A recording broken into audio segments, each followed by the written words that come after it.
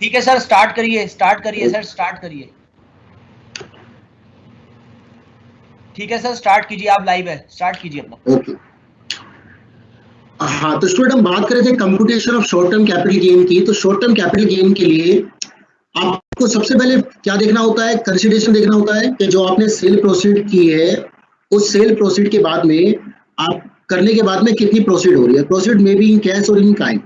उसमें से आपको माइनस क्या क्या करना होता है, इसमें से आपको माइनस करना होता है कॉस्ट ऑफ एक्विजिशन, यानी कि जब आपने उसको जितने रुपए में परचेज किया, पहले परचेजिंग कॉस्ट को माइनस करना होता है। कॉस्ट ऑफ इंप्रूवमेंट, खरीदने के बाद अगर आपने उस पर कोई काम किया है किसी प्रकार का, ठीक है, तो वो भी माइनस हो जाएगा।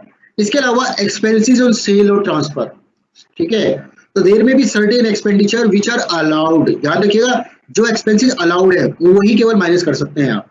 तो वो भी डिफाइंड है कि कौन कौन से, वो डिपेंड करता है एसेट टू एसेट, हर एसेट पर अलग तरह के एक्सपेंसेस हो सकते हैं, ठीक है ना, तो वो भी आप माइनस कर सकते हैं। तो ये सब माइनस करने के बाद में, यानी cost of acquisition, cost of improvement और any kind of expenses on sale और ट्रांसफर, ठीक है ना, तो all these have to be deducted from the full consideration value, ठीक है ना। तो after that you will get the short term capital gain.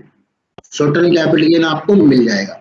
इसके बाद अगर आपके पास कोई एग्जेम्पशन अलाउड है, ठीक है, सेक्शन ये हम डिस्कस करेंगे अभी आने वाली स्लाइड्स में, तो वो भी आप माइनस कर देंगे। तो उसके बाद में क्या मिल जाएगा आपको, net short term capital gain आपको पता लग जाएगा। अब हम बात करते हैं लॉन्ग टर्म कैपिटल एसेट की। भाई लॉन्ग टर्म कैपिटल एसेट किसको कहते हैं? तो वैसे तो जो शॉर्ट टर्म नहीं है वो लॉन्ग टर्म है, यानी an asset that is held for more than specified in a long term capital asset, ठीक है। तो any kind of asset which is held for a specified time period, more than specified time period, ठीक है, तो it is called long term capital asset।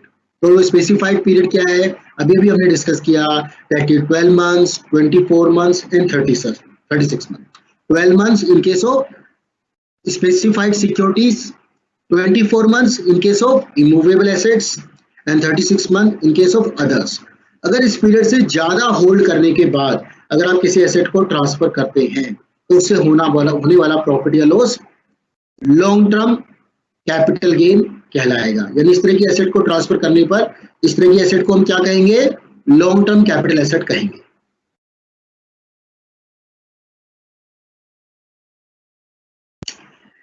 अब एक computation कैसे करना है, लॉन्ग टर्म को कंप्यूट कैसे करें वो हम समझ लेते हैं। वही तरीका है जो हमने अभी शॉर्ट टर्म में समझा। सबसे पहले आपको क्या लेना है, full value of consideration. Consideration की वैल्यू आपको लेनी है, यानी जितनी सेल प्रोसीड है वो आपको लेनी है। उसमें से आपको जो अलाउड एक्सपेंसेस हैं वो माइनस करने हैं। इसके अलावा आपको माइनस करनी है परचेज प्राइस, और परचेज प्राइस में इंडेक्स वैल्यू पर माइनस करनी होती है, यानी इंडेक्स कॉस्ट ऑफ परचेज को माइनस करना होता है। ये क्या होता है ये समझते हैं अभी हम। इसके अलावा इंडेक्स कॉस्ट ऑफ इंप्रूवमेंट को माइनस करना होता है, यानी जो हमने अभी शॉर्ट टर्म में समझा वही चीजें यहाँ पर है। हमें टोटल सेल प्रोसीड में से expenses plus purchase value, purchase price plus improve cost of improvement, इन तीनों को जोड़कर माइनस करना होता है, ठीक है। तो आपको क्या निकल के आ जाता है, gross long term capital gain निकल के आ जाता है। इसके बाद आपको एग्जेम्पशन माइनस करनी होती है। सेक्शन 54 में बहुत सारी एग्जेम्पशन दी हुई है, सेक्शन 54, 54B, 54D, 54EC, 54 अभी F, G, GA, GB, there are different deductions which are given under section 54. We will discuss. So when you will actually deduct all these deductions from this gross total capital gain, so it will be, you will get the long term capital gain, okay, तो long term capital gain will come।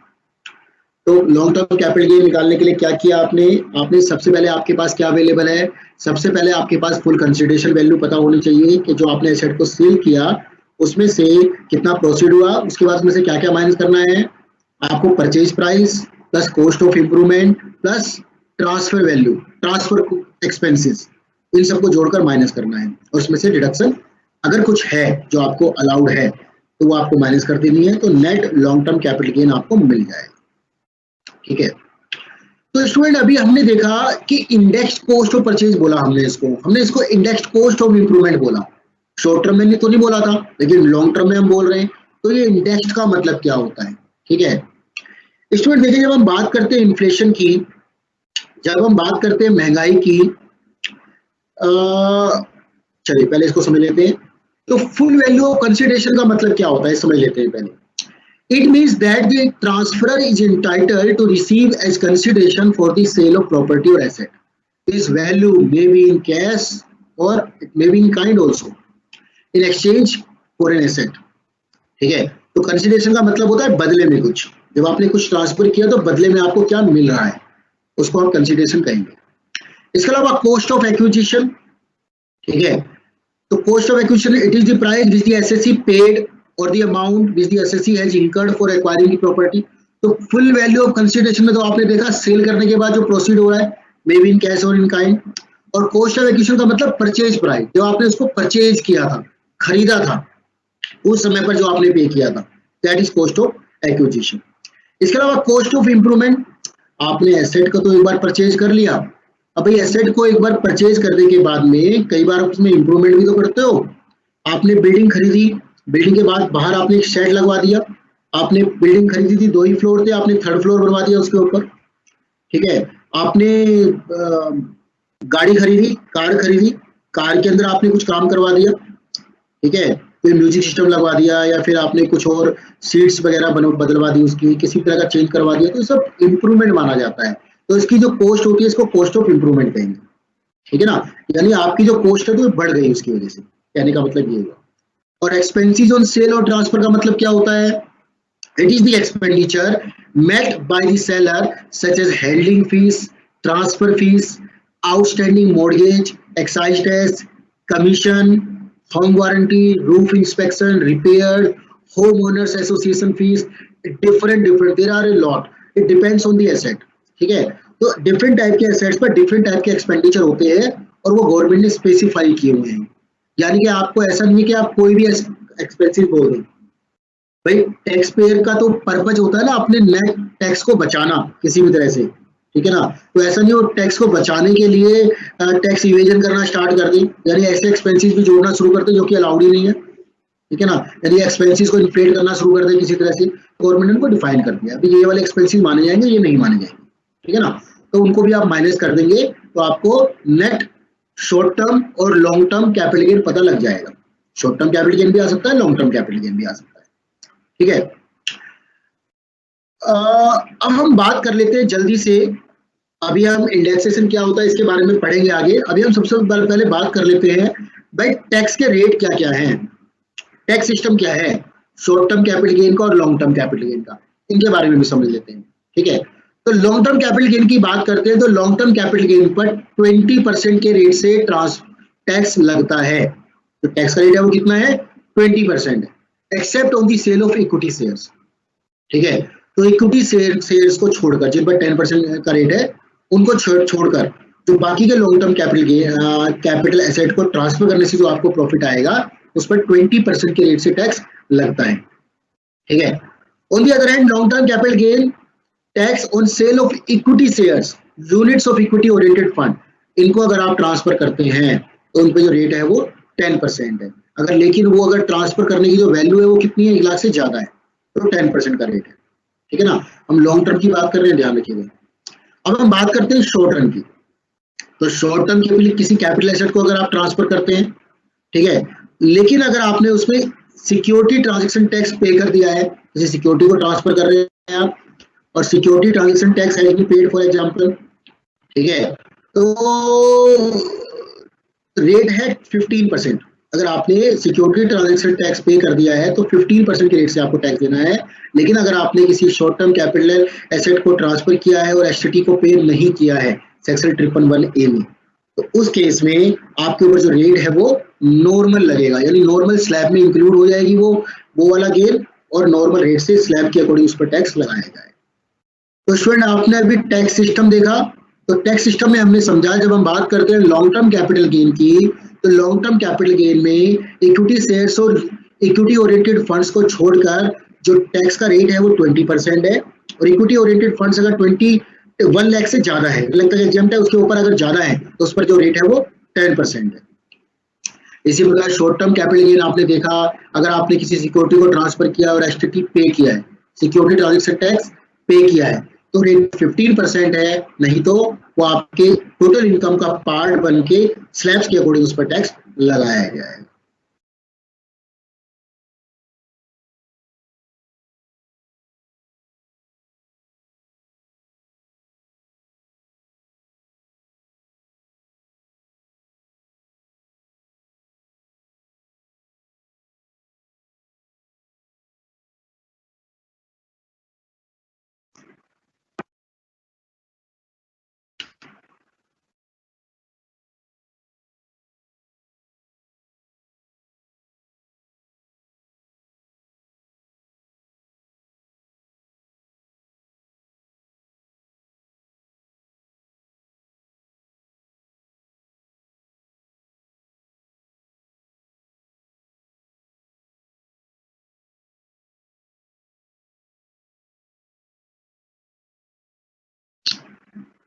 चलिए student अब discuss करते हैं indexation का मतलब क्या होता है।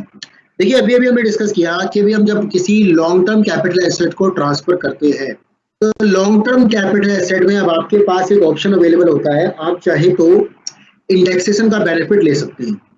ठीक है, इंडेक्सेशन का बेनिफिट का मतलब क्या होता है, आप सभी को पता है जब हम बात करते हैं लॉन्ग टर्म कैपिटल एसेट की, तो लॉन्ग टर्म कैपिटल एसेट का मतलब होता है कि लॉन्ग पीरियड।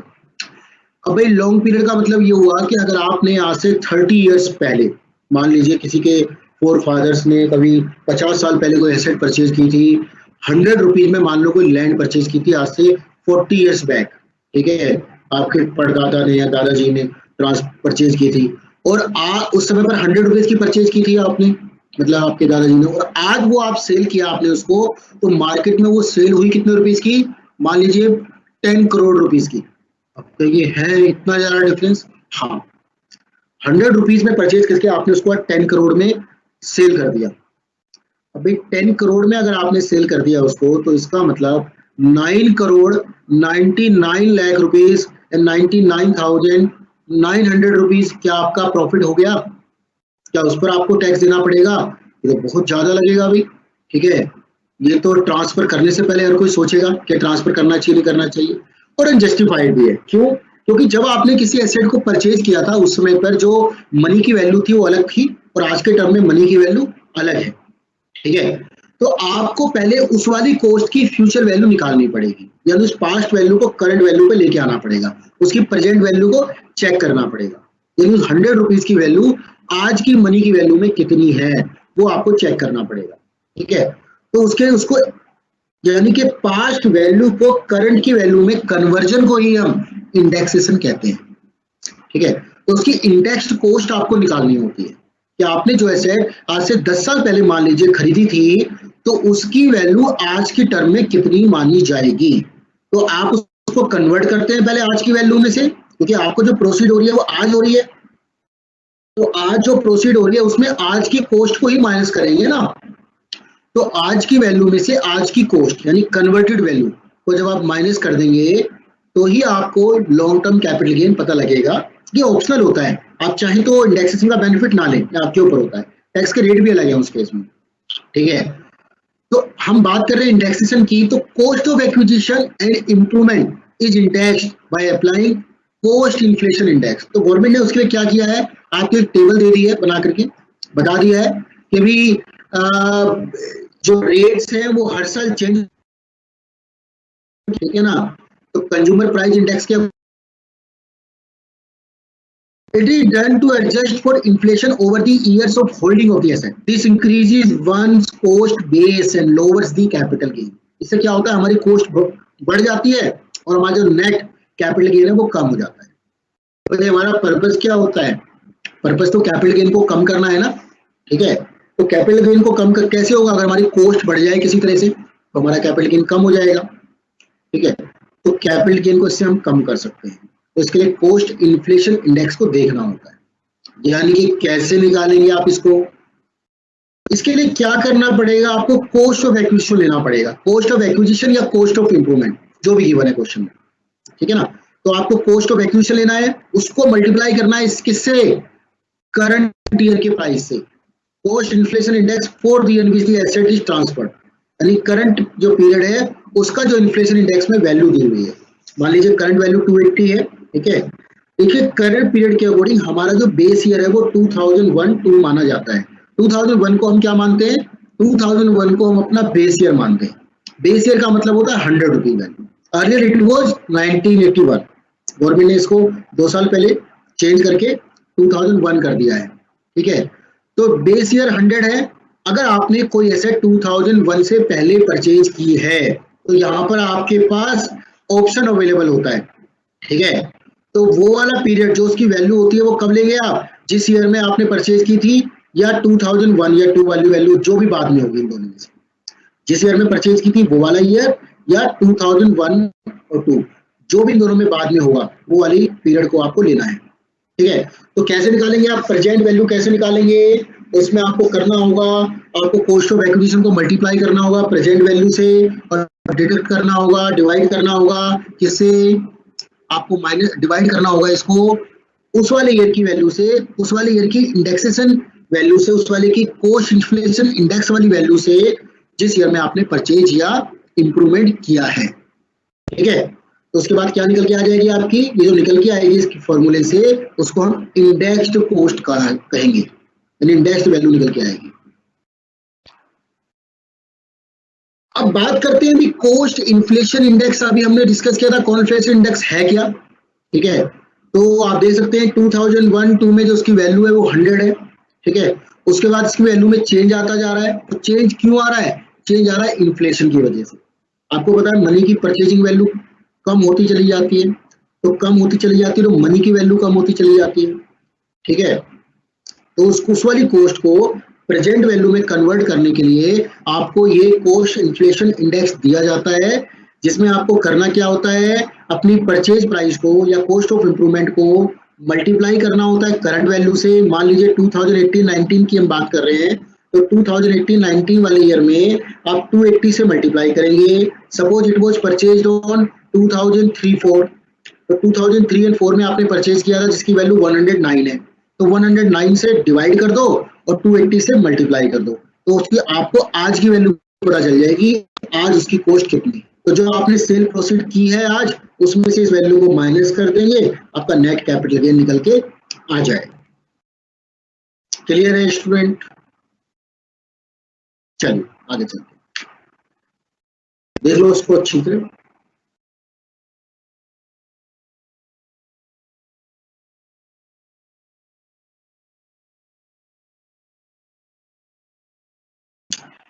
देखिए छोटा सा एग्जांपल लेते हैं।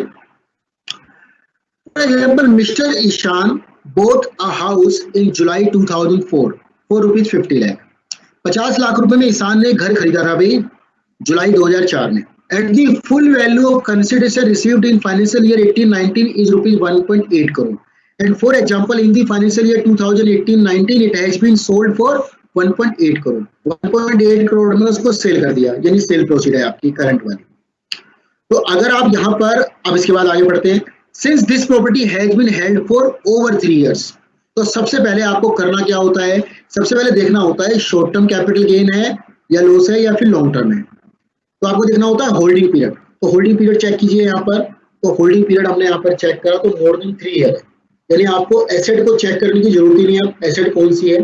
अगर ये 3 year या उससे कम होता फिर आप एसेट भी चेक करते, सबसे पहले पीरियड चेक करते कि 3 year से कम तो नहीं है, हाँ जी है फॉर एग्जांपल, तो उस केस में आप देखेंगे फिर एसेट कौन सी है, क्या वो इमूवेबल एसेट है, क्या वो मूवेबल एसेट है, मूवेबल है तो क्या वो सिक्योरिटीज है, उन केस में अलग अलग है ना, 12 months, 24 months और 36 month, वो चेक करेंगे आप, ठीक है ना। उसी के बेस पर आप पता लगाएंगे शॉर्ट टर्म है या लॉन्ग टर्म। शॉर्ट टर्म का मतलब इंडेक्सेशन नहीं होगा, लॉन्ग टर्म का मतलब इंडेक्सेशन अलाउड है, ठीक है ना।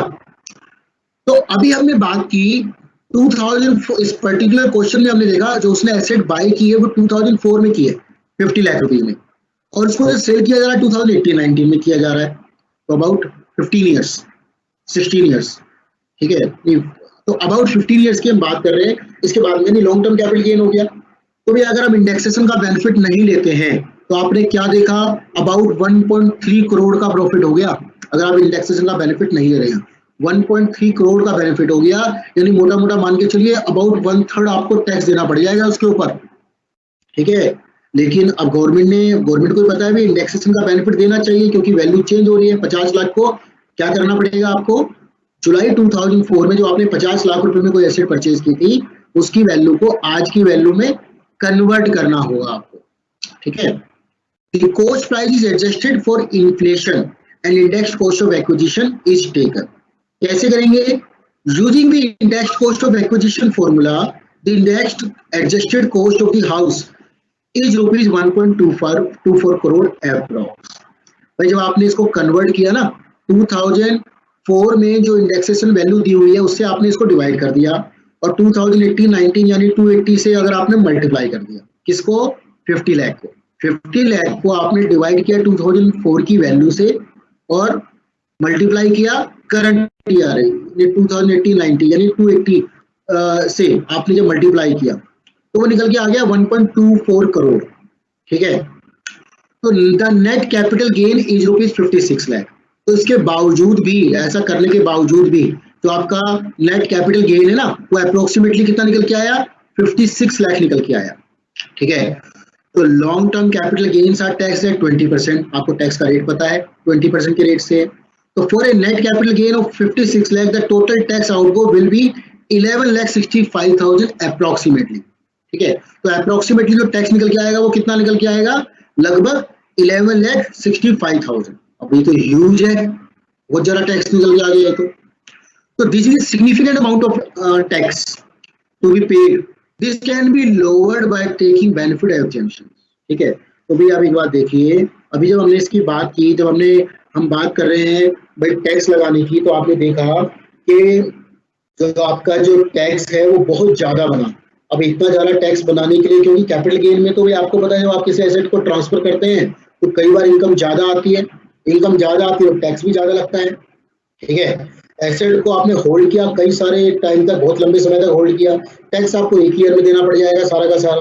तो गवर्नमेंट भी इस बात को समझती है। गवर्नमेंट कहती है कि आपने अगर एसेट को ट्रांसफर करते समय कुछ पर्टिकुलर एक्टिविटीज को कर दिया, हमारे अकॉर्डिंग उस एसेट को मैनेज कर, उस वैल्यू को मैनेज कर दिया, जो आपने प्रोसीड किया उसको आपने किसी पर्टिकुलर तरह से इन्वेस्ट कर दिया, ठीक है, तो हम आपको एग्जेम्पशन देंगे। तो डिफरेंट टाइप की एग्जेम्पशन गवर्नमेंट ने अनाउंस की हुई है।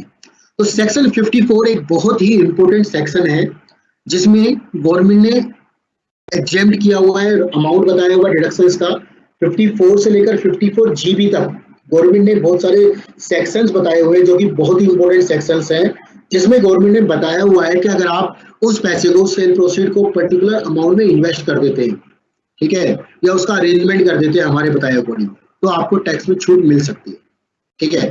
तो वो क्या है वो अब समझते हैं।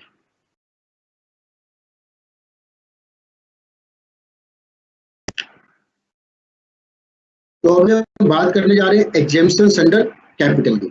तो कैपिटल गेन में कौन कौन सी एग्जेम्पशंस अलाउड है, इनकी हम बात करने जा रहे हैं।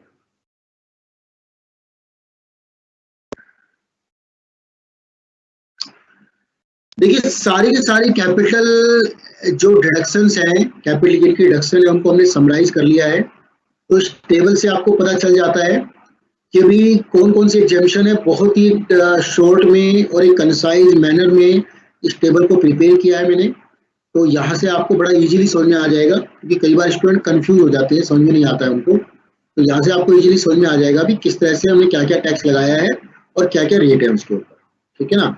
तो अब इनको एक एक करके समझते हैं, डिटेल में समझते हैं सारे के सारे डिडक्शन, तो ये है क्या क्या। तो स्टूडेंट सबसे पहले हम बात करने जा रहे हैं सेक्शन 54 की। तो सेक्शन 54 में बताया गया है कि अगर आपके पास कोई रेजिडेंशियल हाउस प्रॉपर्टी है और भाई कौन से एसेट को ट्रांसफर किया आपने, देखिए टेबल में पढ़िए, अगर आपने कौन से एसेट को ट्रांसफर किया, किसी रेजिडेंशियल हाउस प्रॉपर्टी को ट्रांसफर किया, और उसके बदले में आपने क्या किया, इस डिडक्शन को लेने के लिए क्या करना पड़ेगा आपको। अगर उस सेल प्रोसीड से आपने दूसरी रेजिडेंशियल हाउस प्रॉपर्टी परचेज कर ली, क्या किया आपने किसी already existing residential house property को ट्रांसफर किया और बदले में न्यू रेजिडेंशियल हाउस प्रॉपर्टी को एक्वायर कर लिया। कितने टाइम पीरियड में किया भाई, तो इसको आपने परचेज किया विद इन 1 ईयर मतलब 1 साल पर इस एक्विजिशन को, इस रेजिडेंशियल हाउस प्रॉपर्टी को ट्रांसफर करने से पहले भी अगर आपने एक्वायर कर लिया था, 1 साल पहले भी एक्वायर कर लिया था, या ट्रांसफर करने के बाद में 2 साल के अंदर भी एक्वायर कर लिया, तो भी आपको डिडक्शन मिल जाएगी। ध्यान से समझिएगा, कंफ्यूजन हो सकती है। मैंने आपको बताया अगर आपके पास कोई रेजिडेंशियल हाउस प्रॉपर्टी है, उसको आपने ट्रांसफर किया, उससे होने वाली प्रोसीड को से आपने क्या किया, दूसरी रेजिडेंशियल हाउस प्रॉपर्टी एक्वायर कर ली। कितने टाइम पीरियड में कर ली? ट्रांसफर करने से 1 साल पहले कर दी थी, आपने एक्वायर कर ली थी, यानी आपने करंट में मान लीजिए 2019-20 में मान लीजिए आपने कोई एसेट को ट्रांसफर किया, लेकिन 2018-19 में आपने कोई एक्वायर की थी, कोई परचेज की थी एसेट, तो उसका बेनिफिट भी आप ले सकते हैं, 1 साल पहले तक का बेनिफिट आप ले सकते हैं। या अगले 2 साल में आपने क्या कर दिया, ट्रांसफर कर दिया, ठीक है, तो भी आपको बेनिफिट मिल जाएगा। तो ये तो बात की हमने परचेज की। अब हम बात करते हैं कंस्ट्रक्शन की। अगर आपने ट्रांसफर करने के अगले 3 साल के अंदर कोई new residential house property construct करवा ली और उसका कंस्ट्रक्शन कंप्लीट हो गया, ठीक है ना, within the date of transfer of, within the date from the date of transfer, अगर आपने कर लिया कंस्ट्रक्शन वर्क कंप्लीट, तो भी वह क्या माना जाएगा, आपको उसकी डिडक्शन मिल जाएगी। सेक्शन 54 की डिडक्शन आप अवेल कर सकते हैं। एग्जेम्पशन कितनी मिलेगी भैया, एग्जेम्पशन भी समझ लेते हैं। तो exemption would be lower of capital gain और इन्वेस्टमेंट, यानी कि इन दोनों में जो कम होगा उसकी एग्जेम्पशन मिलेगी आपको, ठीक है, इन्वेस्टेड अमाउंट या कैपिटल गेन। मान लीजिए आपने जो सेल प्रोसीड की है वो कितनी की है, आपने सेल प्रोसीड की है 1 करोड़ रुपीज की, ठीक है, और इंडेक्स वैल्यूज की है फॉर एग्जांपल 30 लाख रुपीज, तो 70 लाख रुपीज का आपको गेन हो गया, लॉन्ग टर्म कैपिटल गेन मान लेते हैं, लॉन्ग टर्म कैपिटल गेन हो गया 70 लाख रुपीज का। अब आपको करना क्या है, इस सेक्शन 54 के अकॉर्डिंग अगर आप डिडक्शन लेना चाहते हैं, अपने कैपिटल गेन को कम करना चाहते हैं, आप चाहते हैं जो 70 लाख रुपए का मेरा कैपिटल गेन हो रहा है उसको रिड्यूस करूं, तो आप क्या करें, आप इन्वेस्ट कर दें मार्केट के अंदर, किसमें, दूसरी रेजिडेंशियल हाउस प्रॉपर्टी को खरीदने में, ठीक है, स्पेसिफाइड पीरियड में, जैसे कि हमने डिस्कस किया अभी। तो कितनी एग्जेम्पशन आपको मिलेगी, इन्वेस्टेड अमाउंट और कैपिटल गेन। आपने मान लीजिए इन्वेस्ट कितना किया, आपने इन्वेस्ट किया 50 लाख रुपीज, तो कितनी एग्जेम्पशन मिलेगी, 50 लाख और कैपिटल गेन, यानी कि 50 लाख और 70 lakh, which ever is lower, यानी 50 लाख की रिडक्शन मिलेगी। 70 लाख का प्रॉफिट हुआ, आपको गेन हुआ, लेकिन क्योंकि इन्वेस्टमेंट आपने 50 लाख किया है तो डिडक्शन केवल 50 लाख मिलेगी। लेकिन आपने इन्वेस्टमेंट कितना कर दिया, आपने इन्वेस्टमेंट 80 लाख रुपीज का कर दिया, तो whichever is lower, the capital gain और invested amount that is 70 lakh rupees, ठीक है। एक एग्जांपल देखते हैं। अभी स्टूडेंट 5 मिनट का ब्रेक है आपके पास, इस क्वेश्चन को पढ़िए, उसके बाद हम इसको लौटते हैं। आप रीड कीजिए इतने इस क्वेश्चन को, इसके बाद 5 मिनट में फिर से डिस्कस करते हैं।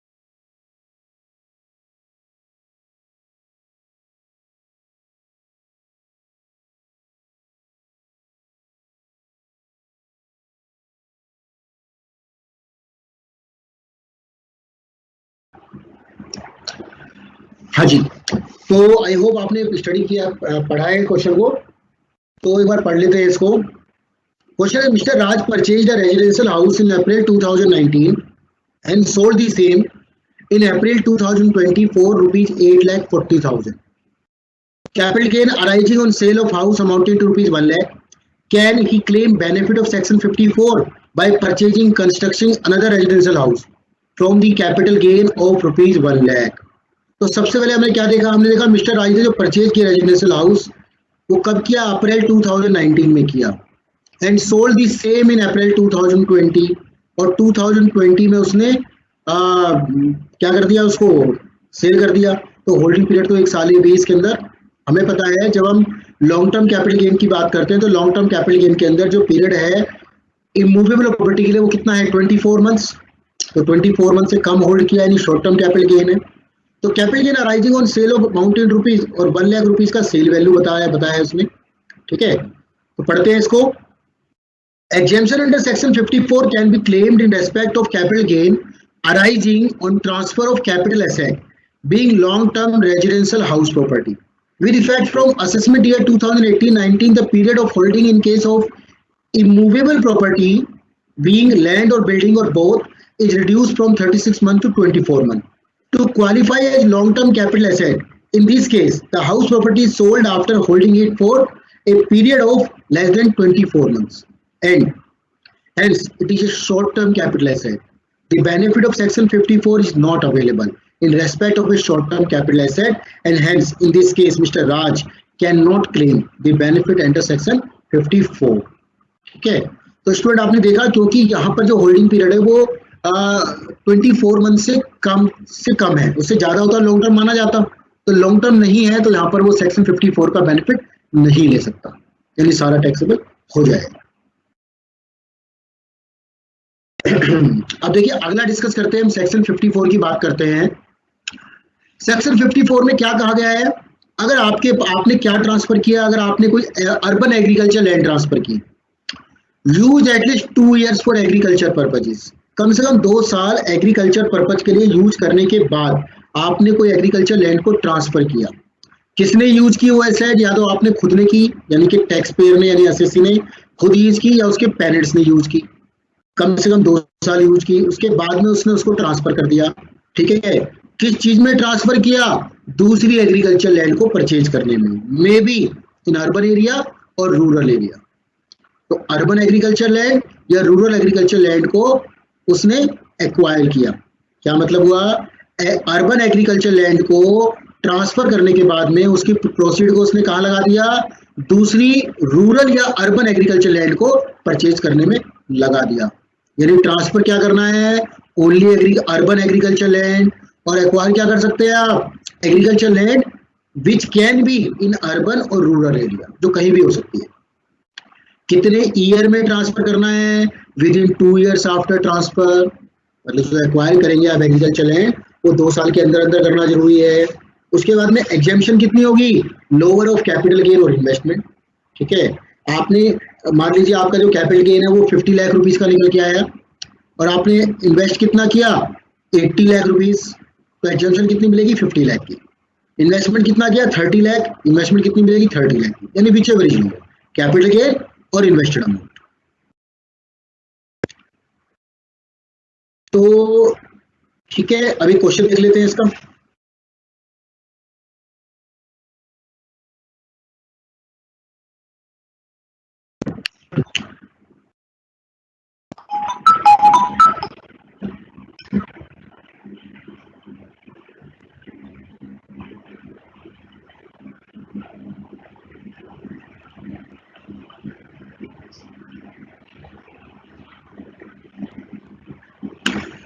देखिए क्वेश्चन पढ़ते हैं। Mister Raja purchase an agriculture land in अप्रैल 2014.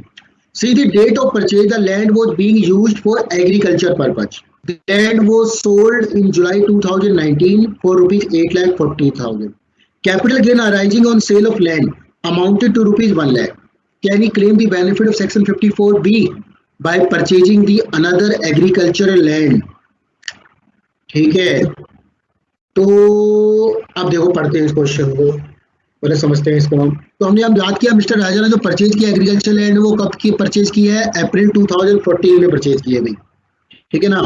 और उसी डेट से लेकर वो उसको एग्रीकल्चर पर्पज के लिए यूज कर रहा है, ठीक है। और इसको ट्रांसफर कब किया हमने 2019 में, यानी 5 साल बाद, 5 year 3 month के बाद। यानी कहने का मतलब ये हुआ 2 साल उसने कम से कम एग्रीकल्चर पर्पज के लिए यूज कर लिया। यानी हमारी जो कंडीशन थी सेक्शन 54B के लिए कि कम से कम 2 साल उसको एग्रीकल्चर पर्पज के लिए यूज करना है, वो पूरी हो गई। यानी कि बेनिफिट अभी तक हमने क्वेश्चन पढ़ा है उसके अकॉर्डिंग उसको बेनिफिट मिल जाएगा। आगे देखते हैं। Capital gain arising on sale of land amounted rupees 1 lakh, और कैपिटल गेन कितना निकल के आ रहा है इस ट्रांसफर से 1 लाख रुपीज का। अब उसने कितना लगाया है ये नहीं बताया, अब ये पूछा है खाली क्या उसको एग्रीकल्चर लैंड वो अगर परचेज करता है तो उसको क्या बेनिफिट मिल जाएगा? हाँ जी, बिल्कुल मिल जाएगा।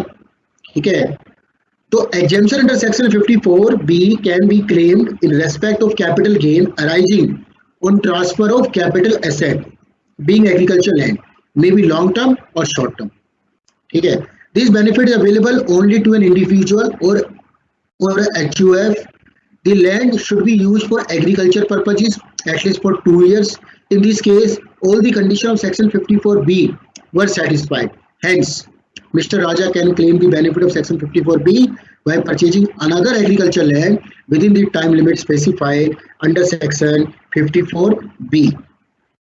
तो स्टूडेंट जैसे कि हमें क्लियर हो गया है क्योंकि उसने 2 साल से ज्यादा इसको एग्रीकल्चर पर्पज के लिए यूज किया है और उसके बाद में ट्रांसफर किया है, तो सेक्शन 54B की रिडक्शन वो ले सकता है।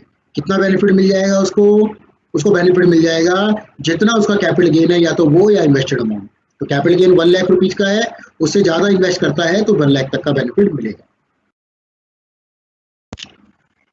आगे चलते हैं, अभी हम बात करने जा रहे हैं सेक्शन 54D की, जो अगला सेक्शन है हमारा। अभी हमने सेक्शन 54 की बात की। 54 में हमने कहा एक रेजिडेंशियल प्रॉपर्टी को ट्रांसफर करके अगर आप दूसरी रेजिडेंशियल प्रॉपर्टी को परचेज कर लेते हैं, एक्वायर कर लेते हैं, तो आप बेनिफिट ले सकते हैं। ठीक है, इसके बाद हमने बात की, आपने सेक्शन 54B में आपने बात की अगर आपने किसी एग्रीकल्चर लैंड को ट्रांसफर किया, एक एग्रीकल्चर लैंड को ट्रांसफर करके दूसरा एग्रीकल्चर लैंड आपने बाय कर लिया, तो आप सेक्शन 54B की रिडक्शन ले सकते हैं। अब हम बात कर रहे हैं सेक्शन 54D की। ठीक है, तो सेक्शन 54D में क्या कहा गया है, तो कौन से ऐसे ट्रांसफर करें आपके बेनिफिट मिल जाए आपको, तो compulsory acquisition of industrial land और बिल्डिंग। अगर आपकी कोई कंपलसरी आपने एक्वायर की है कोई इंडस्ट्रियल लैंड और बिल्डिंग, ठीक है, मतलब एक्वायर कर ली गई है आपकी कोई इंडस्ट्रियल लैंड और बिल्डिंग, ठीक है, और उसके बदले में उसकी प्रोसीड से आपने क्या किया, किसी दूसरी इंडस्ट्रियल अंडरटेकिंग में आपने इन्वेस्टमेंट कर दिया, या तो बिल्डिंग परचेज कर लिया, कोई लैंड परचेज कर लिया आपने। कितने साल के अंदर अंदर करना ऐसा जरूरी है? 3 साल के अंदर अंदर करना जरूरी है। कितना बेनिफिट मिलेगा आपको बेनिफिट मिलेगा कैपिटल गेन और invested amount which ever is lower. ठीक है, तो सेक्शन 54D में हमने क्या डिस्कस किया, सेक्शन 54D में हमने डिस्कस किया कि अगर आपके पास कोई इंडस्ट्रियल लैंड या बिल्डिंग है जिसको आपने कम से कम 2 साल यूज कर लिया है अपनी ऑर्गेनाइजेशन में, ठीक है, इंडस्ट्रियल पर्पज के लिए आपने उस लैंड या बिल्डिंग को कम से कम 2 साल यूज कर लिया है, और 2 साल यूज करने के बाद कम से कम वो एसेट अगर एक्वायर कर ली गई है गवर्नमेंट या किसी दूसरी ऑर्गेनाइजेशन के द्वारा कंपल्सरीली, और उस प्रोसीड से आपने क्या किया, उस प्रोसीड से आपने 3 साल के अंदर अंदर कोई दूसरी इंडस्ट्रियल लैंड बिल्डिंग परचेज कर ली, यानी इंडस्ट्रियल एरिया में आपने दूसरी लैंड बिल्डिंग परचेज कर लिया आपने, तो आपको एक बेनिफिट मिल जाएगा, आप कैपिटल गेन एग्जेम्प्ट करा सकते हैं, जो कि लोअर होगा इन्वेस्टेड अमाउंट या कैपिटल गेन के, विच एवर इज लोअर, जो भी दोनों में कम होगा, तो आपको एग्जेम्पशन मिल जाएगी।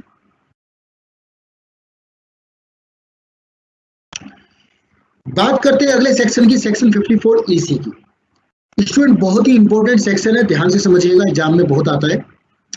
सेक्शन 54EC, अगर आपके पास लैंड या बिल्डिंग है या दोनों है, ठीक है, कोई लैंड है बिल्डिंग है या दोनों, उसको आपने ट्रांसफर किया, किसी लैंड को ट्रांसफर किया या बिल्डिंग को किया या दोनों को किया, ठीक है, और उसके बदले में क्या किया आपने NHAI national highway authority of India limited या RECL rural electrification corporation limited RECL की, तो इनमें अगर आपने इनके बॉन्ड परचेज कर लिए, कौन से वाले बॉन्ड, जिनको रिडीमेबल होंगे 5 साल के बाद, ठीक है, यानी कम से कम 5 ईयर पीरियड वाले आपने बॉन्ड परचेज कर लिए उस प्रोसीड से, NHAI के या RECL के, ठीक है, कौन सी सेल प्रोसीड से, जो आपने किसी लैंड या बिल्डिंग को ट्रांसफर करने के बाद में आपको प्रोसीड हुई है, उसको अगर आपने क्या कर लिया, बॉन्ड खरीद लिया आपने NHAI या RECL से, जिनकी जो मैच्योरिटी पीरियड है वो कम से कम 5 साल के बाद है, ठीक है,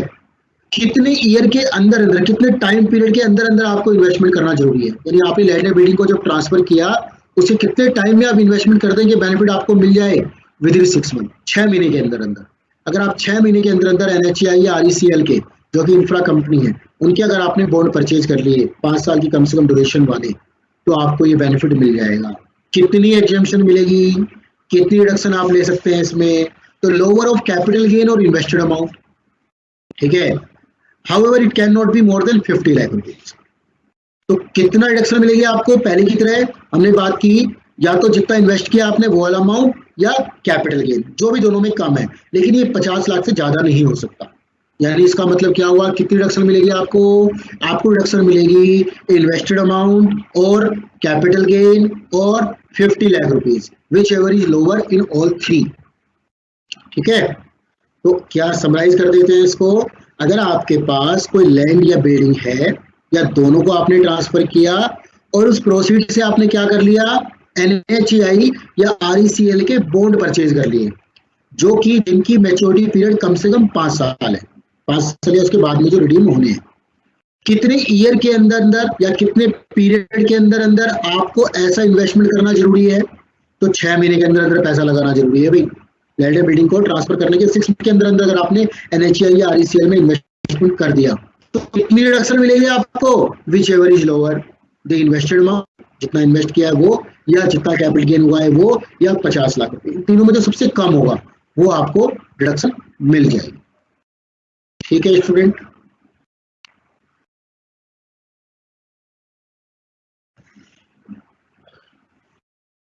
आगे चलते हैं, सेक्शन 54F की बात करते हैं अगले सेक्शन की। सेक्शन 54F क्या कहता है जी? सेक्शन 54F कहता है आपने कौन से एसेट ट्रांसफर की? Any capital asset other than residential house, exemption is not available if assessee owns more than 2 residential houses including a new house, ठीक है भाई। आपने क्या किया?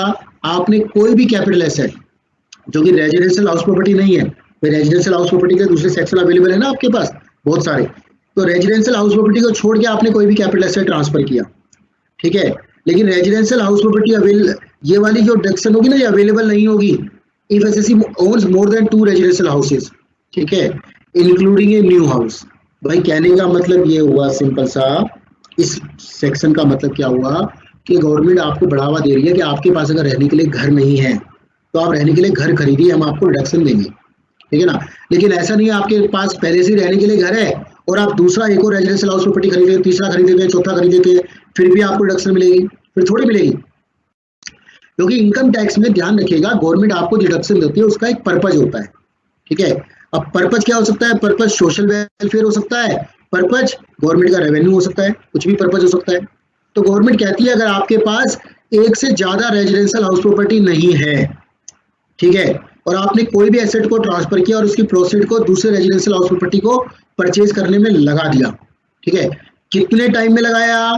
विद इन, जैसे हमने पहले बात की थी सेक्शन 54 में, वही वाली बात है, आपने 1 साल पहले परचेज कर लिया, यानी ट्रांसफर करने से 1 साल पहले ट्रांसफर किया आपने 18-19 में, मान लीजिए, तो 17-18 में भी अगर आप कोई रेजिडेंशियल हाउस प्रॉपर्टी परचेज कर चुके थे तो भी आपको रिडक्शन मिल जाएगी यहाँ पर, या ट्रांसफर करने के अगले 2 साल में, यानी कि 18-19 में, 19-20 में भी अगर आप कोई रेजिडेंशियल हाउस प्रॉपर्टी परचेज कर लेते हैं तो भी आपको रिडक्शन मिल जाएगी। ये तो रही बात परचेज की। कंस्ट्रक्शन की बात करें तो अगले 3 साल में अगर आपने कंस्ट्रक्शन वर्क कंप्लीट करा लिया अगले 3 साल के अंदर, तो भी आपको ये रेजिडेंशियल ये वाली छूट आपको मिल जाएगी, ठीक है। कितनी मिलेगी भी छूट? डिडक्शन कितनी अलाउड है? तो इसकी डिडक्शन है कॉस्ट ऑफ न्यू हाउस, इसका फॉर्मूला है cost of new house into capital gain divided by net proceeds, ठीक है। तो जो प्रोपोर्शनेट जो आपका कैपिटल गेन है ना, उससे आप मल्टीप्लाई कर देंगे कॉस्ट ऑफ न्यू हाउस की। तो जो आपने न्यू हाउस खरीदा है प्रोपोर्शनेटली वो एग्जेम्प्ट होगा, पूरा एक्सेप्ट नहीं होगा, यानी आपकी जो नेट प्रोसीड है उसका कितना परसेंट आपको कैपिटल गेन हुआ। मान लीजिए नेट प्रोसीड कितनी हुई आपको? नेट प्रोसीड हुई भाई आपकी 1 करोड़ रुपीज, और कैपिटल गेन कितना हुआ? 40 लाख रुपीज, तो कितना परसेंट हो गया? 40% हो गया।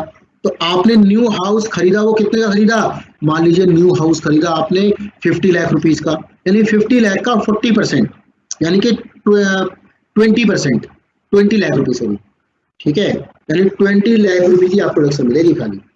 क्लियर है बात? चलिए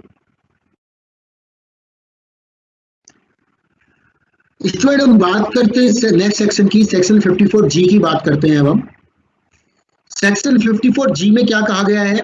सेक्शन 54G में कहा गया है कि अगर आपने कोई भी plant and machinery, land, building urban area से ट्रांसफर की है, आपके पास अर्बन एरिया में कोई plant, machinery, land, building situated है, उसको आपने ट्रांसफर किया और बदले में क्या एक्वायर कर लिया, किसी रूरल एरिया में प्लांट, मशीनरी, लैंड या बिल्डिंग परचेज की।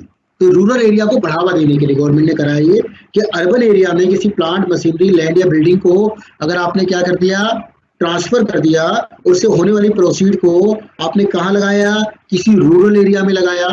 ठीक है, कितने साल के अंदर अंदर लगाया, विद इन 1 ईयर बिफोर, यानी ऐसा ट्रांसफर करने से 1 साल पहले भी अगर आपने लगा दिया था, आपने ट्रांसफर किया 18-19 में, 17-18 में भी अगर आपने इन्वेस्ट कर दिया था किसी रूरल एरिया में, तो उसकी बेनिफिट भी आपको 18-19 में मिल जाएगा, या उसके अगले 3 साल तक भी अगर आप लगा देते हैं किसी भी 3 ईयर में, तो भी आपको ये बेनिफिट मिल जाएगा।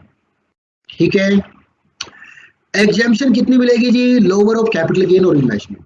तो कैपिटल गेन जितना हुआ है या इन्वेस्टमेंट अमाउंट, इन दोनों में जो भी कम होगा वो आपको उसका बेनिफिट मिल जाएगा।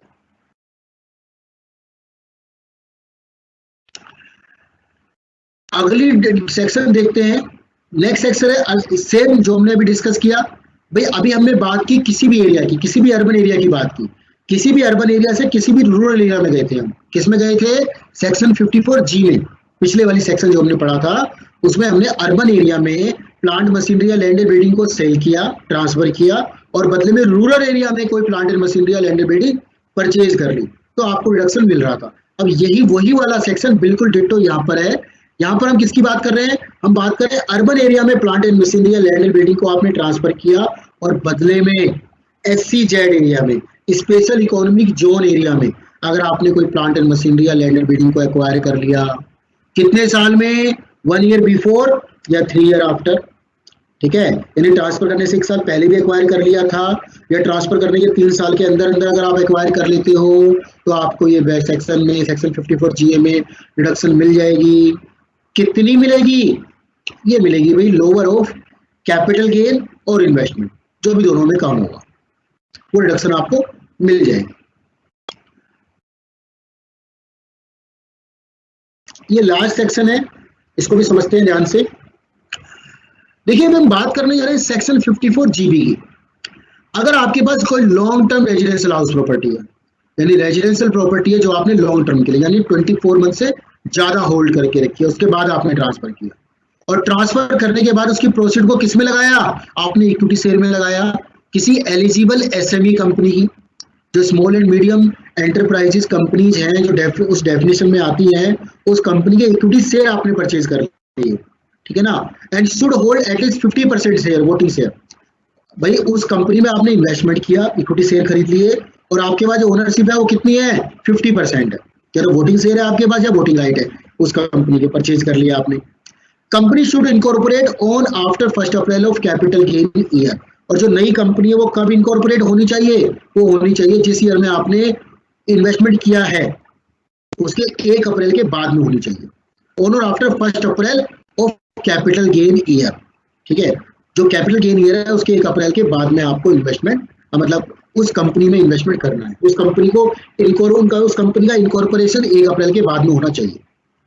तो समराइज करते हैं इस सेक्शन में क्या है। इस सेक्शन में अभी डिस्कस किया हमने, अगर आपके पास कोई रेजिडेंशियल हाउस प्रॉपर्टी है और रेजिडेंशियल हाउस प्रॉपर्टी जो है long term residential house property है, उसको आपने ट्रांसफर किया और उसको ट्रांसफर करने के बाद में उसकी जो प्रोसीड है आपने किसी एलिजिबल SME कंपनी में लगाया जो नई नई बनी है, न्यूली इनकॉर्पोरेट हुई है, कैपिटल गेन वाले ईयर के 1 अप्रैल के बाद में इनकॉर्पोरेट हुई है और 50% की वोटिंग शेयर आपके पास आ जाते हैं उसके, तो आपको रिडक्शन मिल जाएगी।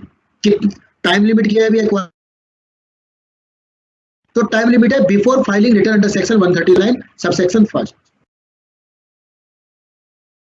जुलाई and for companies it is 30 सितंबर। ठीक है, तो अगर आपने सेक्शन 139 सबसेक्शन 1 के अंदर जो डिफाइन जो पीरियड है रिटर्न फाइल करने का, उससे उस पीरियड से पहले आपको इन्वेस्टमेंट करना पड़ेगा, तभी आपको रिडक्शन मिलेगी। सेक्शन 54GB के अंदर कितनी रिडक्शन मिलेगी भाई, यह मिलेगी प्रोपोर्शनेटली कॉस्ट ऑफ इन्वेस्टमेंट, जो आपने इन्वेस्टमेंट किया है उसका प्रोपोर्शनेटली जितना भी कैपिटल गेन है उसकी रिडक्शन मिलेगी आपको, यानी नेट प्रॉफिट मान लीजिए कितना हुआ आपको, net profit for example 1 crore का हुआ, कैपिटल गेन कितने का है, फॉर एग्जांपल 40 लाख रुपीस, यानी 40% का बेनिफिट हो गया। इन्वेस्टमेंट कितना किया आपने, इन्वेस्टमेंट से आपने किया 80 लाख रुपीस का, तो 80 लाख का 40% यानी 32 लाख रुपीस का बेनिफिट आपको मिल जाएगा। तो these are the different deductions students, I hope आपको समझ में आ गई है। डिडक्शन बहुत इंपॉर्टेंट है, फिर से समझ लेना एक बार। तो मैं आपको भी 5 मिनट का टाइम दे रहा हूँ, आप 5 मिनट एक बार फिर से इनको गो थ्रू होइए, ठीक है। अपनी बुक निकाल सकते हैं आप, नोट्स निकाल सकते हैं, वहां पर गो थ्रू हो जाओ। उसके बाद में फिर से आपको एक क्विक रिकैप देता हूँ, पूरा का पूरा जो भी हमने अभी तक पढ़ा क्विकली डिस्कस करते हैं उन सबको तेजी से, क्या क्या हमने पढ़ा, ठीक है। आपका एक रिवीजन हो जाएगा, और जो कंसेप्ट आपके क्लियर नहीं हो पाए थे, या जिन स्टूडेंट ने लेटली ज्वाइन किया है, बाद में ज्वाइन किया है, ठीक है, उन स्टूडेंट्स को भी क्लियर हो जाएंगे वो कंसेप्ट। तो एक बार फिर से डिस्कस करेंगे। तो 5 मिनट का ब्रेक है स्टूडेंट, उसके बाद हम फिर से डिस्कस करेंगे।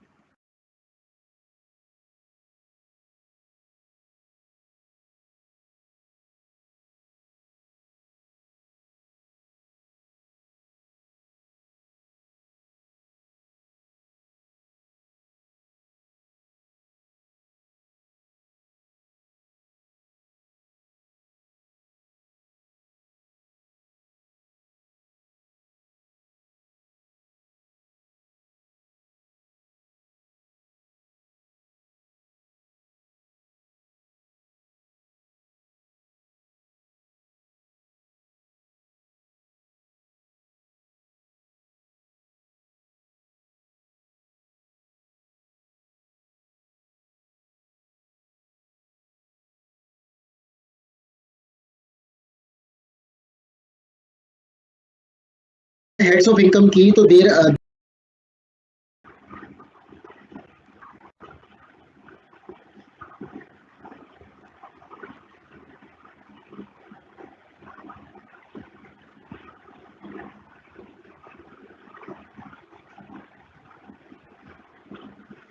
चलिए स्टूडेंट, अभी तक हमने जो पढ़ा है उसको एक बार फिर से समझ लेते हैं।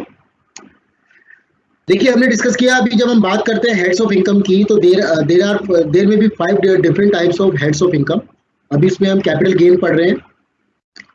तो कैपिटल गेन में मैंने आपको बताया, कैपिटल गेन के अंदर जरूरी है कि जो भी आप किसी कैपिटल गेन उसी एसेट से आ सकता है जो कि कैपिटल नेचर की है, यानी किसी आपके पास कैपिटल एसेट का होना जरूरी है।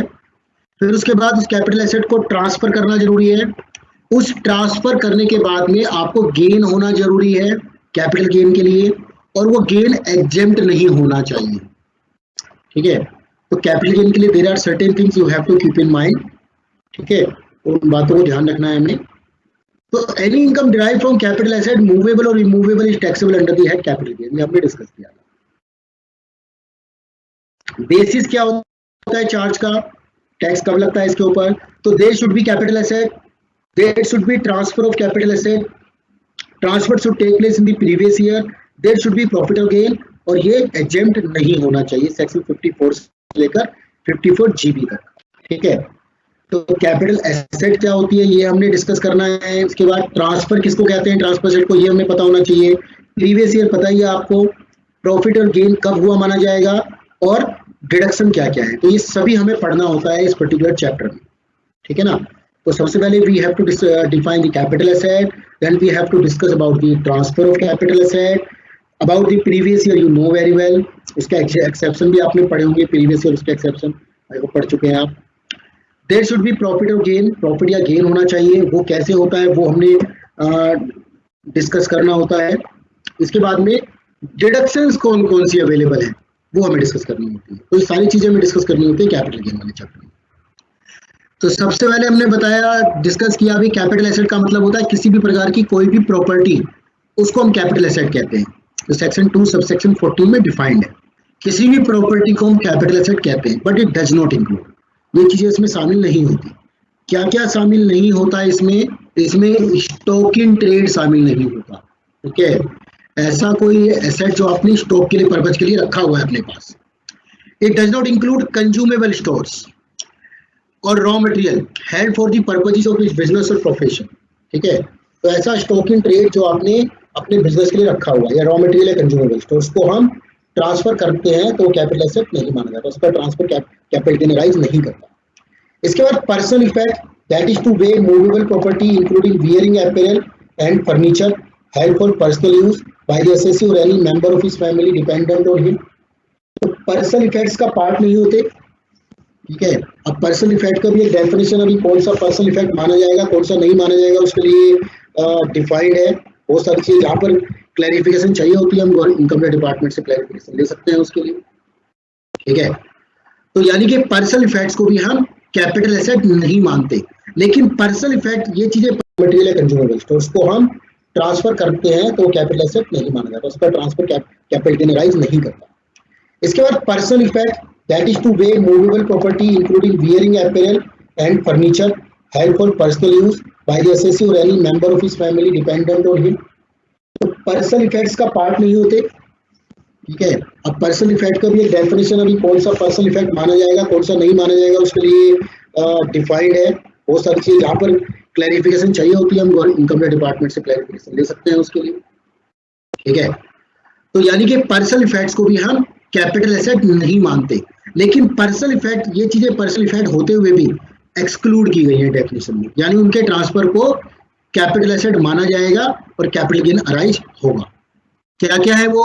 Jewellery, archaeological collection, drawings, painting, sculptures, any work of art, ठीक है। तो इनको ट्रांसफर कैपिटल, ये पर्सनल इफेक्ट होने के बावजूद भी इनको हम कैपिटल एसेट मानेंगे, ठीक है। Agricultural land in India, provided that it is not situated in any area within the territorial jurisdiction of a municipality or a cantonment board having a population of 10,000 or more. तो अगर आपके पास कोई agriculture land है, उस agriculture land को अगर आप transfer करते हैं, ठीक है, provided that is not situated, भाई एग्रीकल्चर लैंड तो है लेकिन कहाँ पर है? रूरल वाली एग्रीकल्चर लैंड को यहाँ पर हम लेते हैं। In any area within the territorial jurisdiction of a municipality of a cantonment board having a population of 10,000 or more, or in any notified area, ठीक है। ये ध्यान से देखिएगा, ये भी इंपॉर्टेंट क्वेश्चन है। तो एग्रीकल्चर लैंड को जनरली हम कैपिटल एसेट नहीं मानते हैं। कौन सी एग्रीकल्चर लैंड को? कौन से वाली एग्रीकल्चर लैंड को? In any that is not situated, जो कहाँ पर सिचुएट नहीं होती, जो किसी टेरिटोरियल जुरिडिक्शन में नहीं आती किसी म्यूनिसिपैलिटी के, जिसकी पॉपुलेशन 10,000 या उससे ज्यादा है, या नोटिफाइड एरिया। अब इसको समझ लेते हैं, नोटिफाइड एरिया क्या क्या है ये हम समझ लेते हैं। तो हमने समझा था अभी कि भाई नोटिफाइड एरिया का मतलब क्या होता है, ये हमने समझा था on the basis of population, कि भाई अगर पॉपुलेशन आपके एरिया की 10,000, अगर आप किसी म्यूनिसिपैलिटी एरिया है उसकी पॉपुलेशन अगर 10,000 या उससे कम है तो केवल आपको म्यूनिसिपैलिटी का एरिया लेना है, बाहर का सारा एरिया रूरल माना जाएगा, ठीक है। लेकिन अगर उस एरिया की म्यूनिसिपैलिटी एरिया की अगर पॉपुलेशन 10,000 से ज्यादा है लेकिन 1 लाख तक है, तो उसके बाहर का जो एरिया है, ठीक है, वो भी उसके बाहर का 2 किलोमीटर तक का एरिया भी रूरल नहीं माना जाएगा, ठीक है। उसके यानी 2 किलोमीटर के बाहर का एरिया ही रूरल माना जाएगा, 2 किलोमीटर तक की बाउंड्री रूरल नहीं मानी जाएगी। लेकिन अगर उसकी पॉपुलेशन 1 लाख से भी ज्यादा है लेकिन 10 लाख तक है, ठीक है, तो 6 किलोमीटर तक का जो एरिया है वो रूरल नहीं माना जाएगा। उसके बाहर का, अंदर का एरिया तो सारा का सारा है ही नहीं, वो तो रूरल मानते ही नहीं है। हम बाहर के एरिया की बात कर रहे हैं, अगर पॉपुलेशन 1 लाख से ज्यादा है लेकिन 10 लाख तक है। इसके बाद हम बात कर रहे हैं अगर आपका जो एरिया है वो 10 लाख से भी ज्यादा क्रॉस करता है, population is more than 10 lakh, ठीक है, तो 1 किलोमीटर तक का एरिया भी रूरल नहीं माना जाएगा। इसके बाद बात कर रहे हैं there must be capital asset. जब हम बात करते हैं कैपिटल एसेट की, तो कैपिटल एसेट का मतलब क्या होता है? कैपिटल एसेट में भी टेंजिबल और इंटेंजिबल, ठीक है। ट्रांसफर किसे कहते हैं? Capital asset must be transfer, हमने बात की थी ना, what do you mean by transfer. तो सेक्शन 2 सबसेक्शन 47 में ट्रांसफर को डिफाइन किया गया है। भाई ट्रांसफर किसे कहते हैं? तो ट्रांसफर दी सेल, एक्सचेंज और रेलिक्विशन ऑफ एनी एसेट। तो किसी भी एसेट का ट्रांसफर, सेल करना, एक्सचेंज करना, एक्सचेंज का मतलब transfer of one good in exchange of another good और सर्विस, ठीक है। और रेलिक्विशमेंट ऑफ एसेट यानी किसी एसेट के ऊपर अपना राइट छोड़ देना। एक्सटिंग्विशमेंट ऑफ राइट यानी सब्जेक्ट मैटर डिस्ट्रॉय हो जाना। The compulsory acquisition of any capital asset by the government, यानी आपकी कैपिटल एसेट को अगर गवर्नमेंट कंपल्सरीली एक्वायर कर लेती है तो वो भी क्या नहीं माना जाएगा? ट्रांसफर नहीं माना जाएगा। सॉरी ट्रांसफर माना जाएगा। अभी हम बात कर रहे हैं ट्रांसफर की। तो किसी प्रकार का sale, exchange, relinquishment of asset, extinguishment of asset, compulsory अगर गवर्नमेंट ने एक्वायर कर लिया है उसको वो भी ट्रांसफर माना जाएगा। और conversion of capital asset into stock in trade, अगर आप अपनी पर्सनल कैपिटल एसेट को अपने बिजनेस की स्टॉक इन ट्रेड में कन्वर्ट कर देते तो वो भी ट्रांसफर माना जाता है। इसके बाद transactions which do not constitute transfer, ऐसी कौन से ट्रांसफर है जिनको हम, कौन सी ट्रांजेक्शंस है जिनको हम ट्रांसफर नहीं मानते। तो distribution of capital asset on total और partial part of HUF, transfer of capital asset under a gift और विल और एन इरेवोकेबल ट्रांसफर, यानी अगर आपने किसी कैपिटल एसेट को ट्रांसफर किया अंडर ए गिफ्ट किया, किसी को विल में ट्रांसफर किया, या इरेवोकेबल ट्रांसफर किया किसी ट्रस्ट को कि बदले में आप उसको वापस नहीं करेंगे पर्टिकुलर टाइम पीरियड के, यानी अनकंडीशनल ट्रांसफर किया। Transfer of capital asset by company to 100% subsidiary, यानी एक होल्डिंग कंपनी ने सब्सिडरी कंपनी को किया, सब्सिडरी कंपनी ने होल्डिंग कंपनी को किया, जो उसकी 100% सब्सिडरी या होल्डिंग है। Transfer of capital asset in a scheme of amalgamation, अगर आपने किसी अमलगेमेशन की स्कीम में ट्रांसफर किया है तो वो भी ट्रांसफर नहीं माना जाएगा। Transfer of capital asset by demerged company to the resulting company, transfer of any work of art, archaeological, scientific और art collection, book, manuscript, drawing, painting, photograph और print to government, university, national museum, national art gallery, national archive or any other notified public institution, museum। ठीक है, तो कहने का मतलब ये हुआ अगर आपने किसी भी नेशनल इंपोर्टेंस की ऑर्गेनाइजेशन को, किसी नेशनल ऑर्गेनाइजेशन को, ठीक है, अगर आपने ट्रांसफर किया है एसेट को तो उसको भी ट्रांसफर नहीं माना जाएगा। कन्वर्जन ऑफ बॉन्ड्स और डेवेंचर्स, डेवेंचर स्टॉक और डेवेंचर सर्टिफिकेट और any form of A company into shares और डेवेंचर ऑफ दैट कंपनी, तो आपने कन्वर्ट किया अपने डेवेंचर्स को, डेवेंचर स्टॉक को, डेवेंचर सर्टिफिकेट को किसी कंपनी के शेयर में, डेवेंचर में, तो वो भी ट्रांसफर नहीं माना जाएगा। अब हमने बात की थी कैपिटल एसेट के टाइप की, कैपिटल एसेट कितने टाइप के होते हैं, तो हमने बात की थी capital asset may be of 2 type, short term capital asset and long term capital asset. तो student short term capital asset का मतलब होता है, बात करते हैं ड्यूरेशन के बेस पे, ठीक है। तो ड्यूरेशन होती है 3 तरह की, ध्यान रखिएगा, 12 months, 24 months and 36 month. 12 month में वो वाली सिक्योरिटी आती है जो कि रिकॉग्नाइज्ड स्टॉक एक्सचेंज के थ्रू आपने की गई है, यानी अगर आप किसी लिस्टिंग सिक्योरिटी में अगर आप इन्वेस्टमेंट करते हैं तो उसमें holding period up to 12 months है। 12 मंथ्स के अंदर में ही आपने अगर उसको ट्रांसफर कर दिया तो शॉर्ट टर्म माना जाएगा, नहीं तो उसके बाद किया तो लॉन्ग टर्म माना जाएगा। In case of immovable property the period is up to 24 months, यानी 24 मंथ्स तक अगर आपने होल्ड किया, 24 मंथ के विद इन अगर आपने उसको ट्रांसफर कर दिया तो शॉर्ट टर्म माना जाएगा, 24 मंथ्स के बाद किया तो लॉन्ग टर्म माना जाएगा।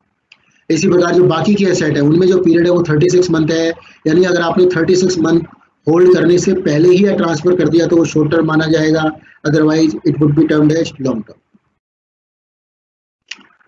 ठीक है, ये देखिए अभी हमने डिस्कस किया कि शॉर्ट टर्म कैपिटल एसेट क्या है और लॉन्ग टर्म कैपिटल एसेट क्या है।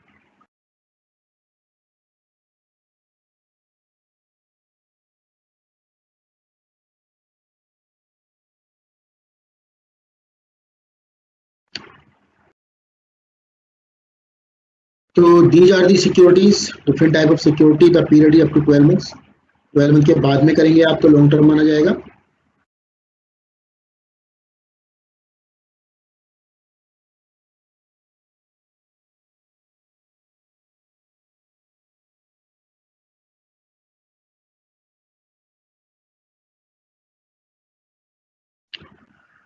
अब भाई टैक्स कैसे निकालें, कंप्यूटेशन क्या है टैक्स की, तो वो हमने डिस्कस किया था। तो computation of short term capital gain, उसके लिए क्या चाहिए होता है आपको, फुल वैल्यू ऑफ कंसीडरेशन चाहिए होता है। पहले आपको उसमें से माइनस क्या करना होता है, cost of acquisition, cost of improvement और एक्सपेंसेस ऑफ सेल।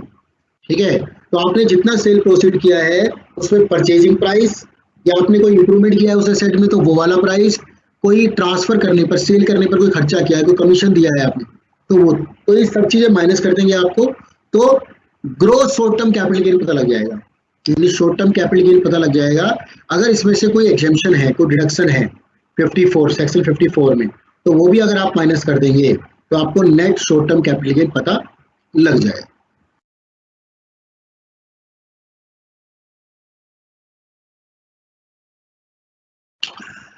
अब भाई बात करते हैं लॉन्ग टर्म कैपिटल एसेट की।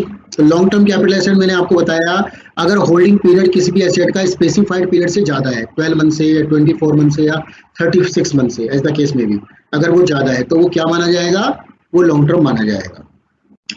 कैसे कंप्यूट करें भी लॉन्ग टर्म कैपिटल गेन, तो इसकी कंप्यूटेशन होती है, वही कंप्यूटेशन है जो आपने शॉर्ट टर्म में सीखी, यानी आपको जो सेल प्रोसीड है उसमें से कॉस्ट को माइनस करना है। कॉस्ट में क्या क्या इंक्लूड है, कॉस्ट कैन इंक्लूड है acquisition cost, cost of improvement and expenses on sale, sale करते समय जो आपके एक्सपेंस है उनको आप माइनस कर देंगे तो आपको gross long term capital gain मिल जाएगा।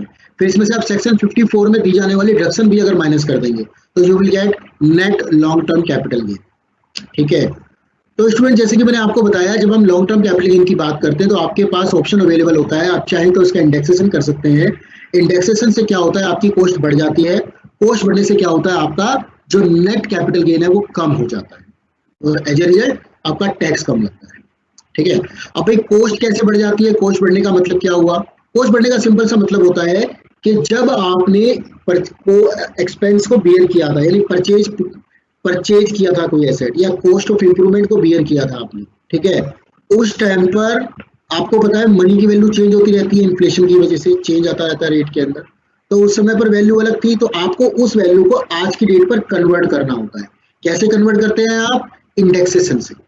ठीक है, तो आपको उसका इंडेक्सेशन करना होता है, एक इंडेक्सेशन टेबल आपको दी होती है, एग्जाम में अगर क्वेश्चन आएगा तो आपको बकायदा इंडेक्सेशन टेबल दी हुई होगी एग्जाम के अंदर, या वैल्यू निकाल के दी होगी कि उस वाली ईयर की वैल्यू इतनी थी और आज की वैल्यू इतनी है। ठीक है, तो आपको इंडेक्सेशन वैल्यू निकालनी होती है, उसके बाद में माइनस करना होता है, यानी सबसे पहले आपको क्या लेना है, करंट ईयर की सेल प्रोसीड लेनी है, फिर उसके बाद आपको उसके बाद क्या लेना है, कॉस्ट ऑफ परचेज लेनी है in terms of current value, यानी current value of cost of purchase minus करना है, current value of cost of improvement minus करना है, और current value of expenses minus करने हैं। एक्सपेंसेस तो करंट वैल्यू ही होते हैं, करंट में पे किया आपने, तो करंट वैल्यू कैसे निकालेंगे आप परचेज की, आपको उसका इंडेक्सेशन करना होता है, तो वो मैंने आपको बताया, वो करने के लिए आपको क्या करना होता है, कॉस्ट इन्फ्लेशन इंडेक्स दिया हुआ होता है, तो आपने जिस ईयर में परचेज किया था उस ईयर की वैल्यू से आप उसको डिवाइड कर देते हैं और करंट ईयर की वैल्यू से उसको मल्टीप्लाई कर देते हैं। ठीक है, उसे क्या निकल के आ जाता है, उसे आज की वैल्यू निकल के आ जाती है। इसी प्रकार इंप्रूवमेंट में करते हैं, जिस ईयर में आपने इंप्रूवमेंट किया या जिन जिन ईयर्स में आपने इंप्रूवमेंट किया उन ईयर्स की वैल्यू को उन ईयर्स की कॉस्ट इन्फ्लेशन इंडेक्स की वैल्यू से डिवाइड कर देंगे और करंट ईयर की वैल्यू से मल्टीप्लाई कर देंगे, तो आपको आज की कॉस्ट, आज की वैल्यू पता लग जाएगी कि उन जो आपने कॉस्ट बियर की है उसकी आज की वैल्यू कितनी है। सेल प्रोसीड में से इन तीनों को माइनस कर देंगे, expenses, indexation cost of purchase और इंडेक्सेशन कॉस्ट ऑफ इंप्रूवमेंट, इनको माइनस कर देंगे तो आपको short term gross capital gain पता लग जाएगा, sorry long term gross capital gain पता लग जाएगा। ठीक है, उसमें से अगर कोई डिडक्शन अवेलेबल है, अगर आपने कोई अवेल की है डिडक्शन, एग्जेम्पशन अवेल की है अंडर सेक्शन 54, तो वो भी आप अवेल कर सकते हैं। ठीक है, वो अगर अवेलेबल है आपके पास तो वो माइनस कर देंगे, आपको net long term capital gain पता लग जाएगा।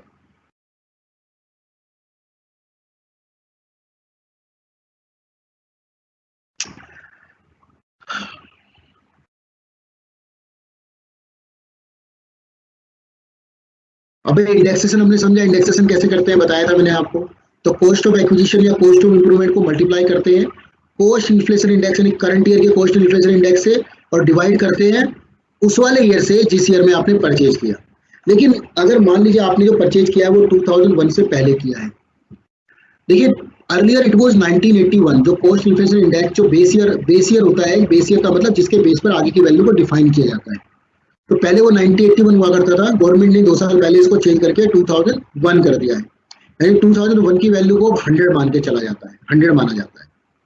ठीक है, तो आपने अगर 2001 से पहले कोई एसेट परचेज की है तो विच एवर इज लेटर, वो वाली वैल्यू लेनी है आपको, cost inflation index for the year in which the asset was first held by the seller, और 2001 या 2 विच एवर इज लेटर, जो इन दोनों में ज्यादा होगा, तो जिस ईयर में आपने परचेज किया या 2001 या 2 वाली वैल्यू, जो भी दोनों में बाद में होगी उस वाली वैल्यू को आप ले लेंगे। ठीक है, अगर 2001 से पहले अगर आपने परचेज किया, बाद में किया तो प्रॉब्लम ही कोई नहीं है। ठीक है, तो आज की वैल्यू पता लग जाएगी, आज की वैल्यू को फिर आप प्रोसीड में से माइनस कर दें।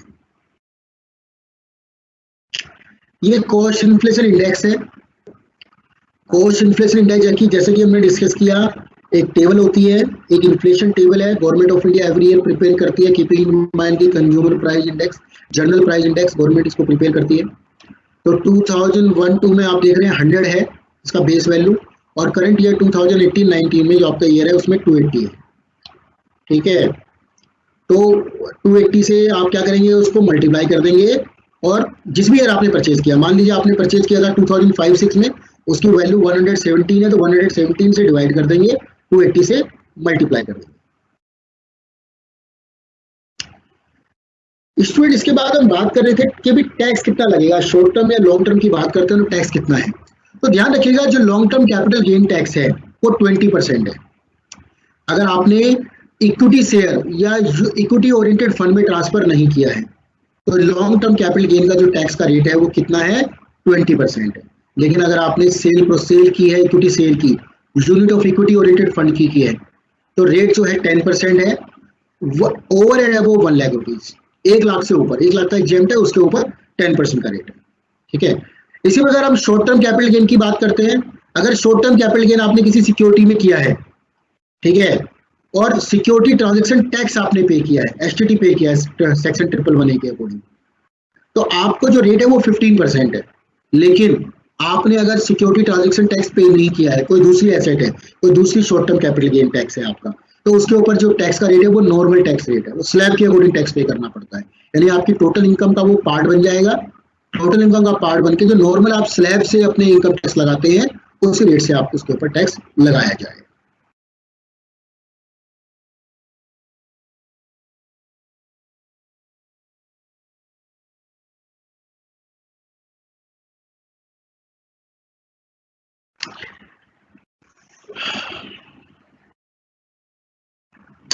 भाई जैसे कि हमने डिस्कस किया था कि भी आप जब बात करते हैं कैपिटल गेन की, तो कैपिटल गेन कई बार एक ह्यूज अमाउंट होता है, और इतना ज्यादा कोई बार जो टैक्स पेयर होता है वो इतना ज्यादा बियर नहीं कर पाता।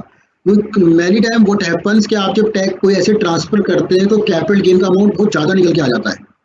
अब इतना ज्यादा जब कैपिटल गेन अमाउंट निकल के आ जाता है तो उस पर जाहिर सी बात है टैक्स भी ज्यादा लगता है। तो क्या आपके पास कोई ऑप्शन अवेलेबल है कि उस टैक्स के रेट को, उस बर्डन को कम कर लें आप?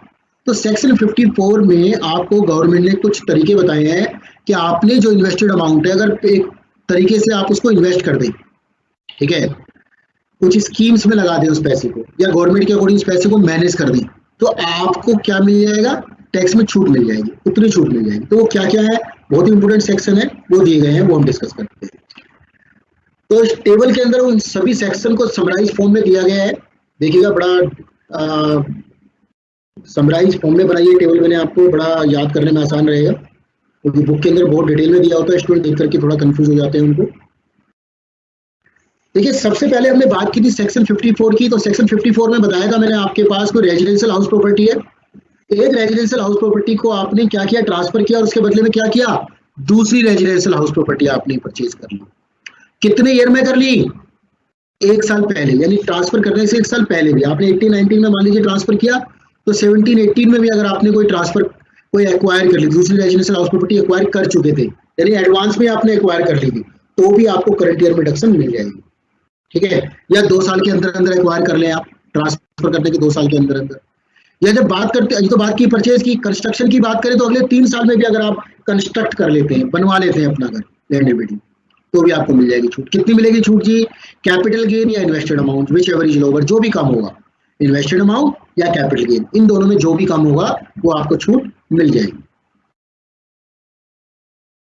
ये हमने एक एग्जांपल भी डिस्कस किया था।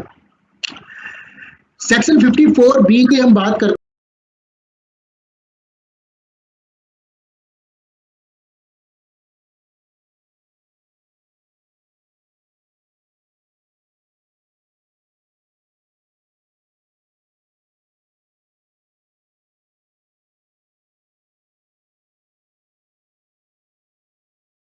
में भी अगर आप कंस्ट्रक्ट कर लेते हैं, बनवा लेते हैं अपना घर, लैंड एंड बिल्डिंग, तो भी आपको मिल जाएगी छूट। कितनी मिलेगी छूट जी, कैपिटल गेन या invested amount, which ever is lower, जो भी कम होगा, इन्वेस्टेड अमाउंट या कैपिटल गेन, इन दोनों में जो भी कम होगा वो आपको छूट मिल जाएगी।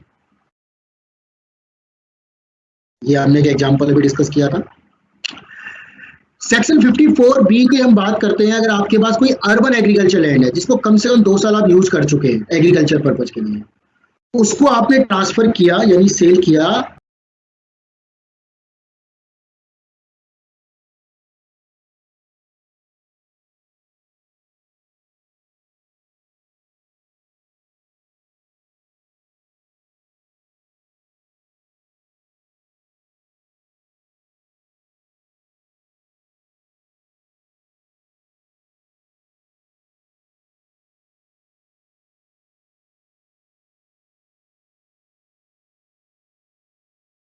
या किसी भी फॉर्म में ट्रांसफर किया, और उसके बाद में क्या एक्वायर किया आपने, दूसरी एग्रीकल्चर लैंड, यानी अर्बन एग्रीकल्चर लैंड से दूसरी agriculture land which can be situated in urban as well in rural area.